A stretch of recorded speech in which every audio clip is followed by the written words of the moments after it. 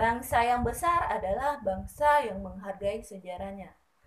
Masih dengan teacher ini, pada kesempatan kali ini kita akan membahas tentang konsep manusia, ruang, dan waktu dalam sejarah.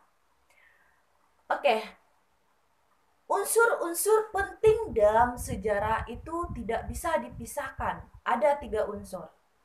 Yang pertama ada manusia, yang kedua ada waktu, dan yang ketiga ada ruang. Oke, kita lihat satu persatu 3 unsur ini. Yang pertama, manusia.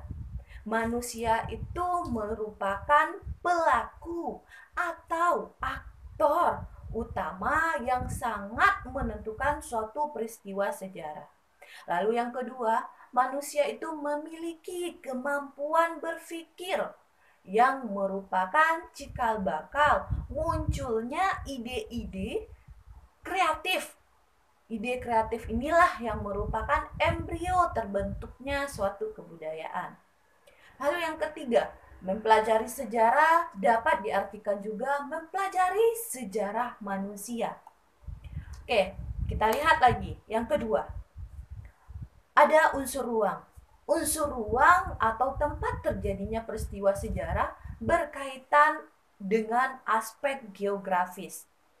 Setiap komunitas yang tinggal di suatu tempat akan memiliki pola pikir dan sistem budaya yang diperoleh dari leluhurnya. Lalu kita lihat, sejarah manusia merupakan proses interaksi dengan kehidupan sosial, budaya, politik, ekonomi pada ruang atau tempat tertentu. Oke, kita lihat yang terakhir ada konsep atau unsur waktu. Waktu di sini merupakan setiap manusia dan makhluk hidup lainnya berkaitan erat dengan kehidupan masa lalu, masa kini, dan masa yang akan datang. Dalam mempelajari sejarah, bukan hanya mempelajari sesuatu yang berhenti, melainkan sesuatu yang terus bergerak sepanjang dengan perjalanan waktu.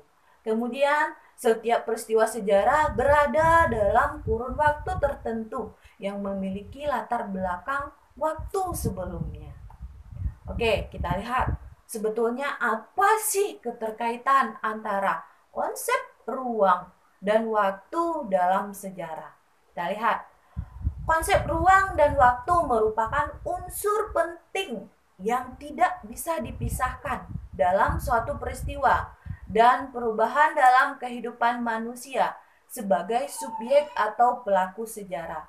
Kemudian, manusia selama hidupnya tidak bisa dilepaskan dari unsur tempat dan waktu, karena perjalanan manusia sama dengan perjalanan waktu itu sendiri pada suatu tempat di mana manusia itu hidup atau beraktivitas.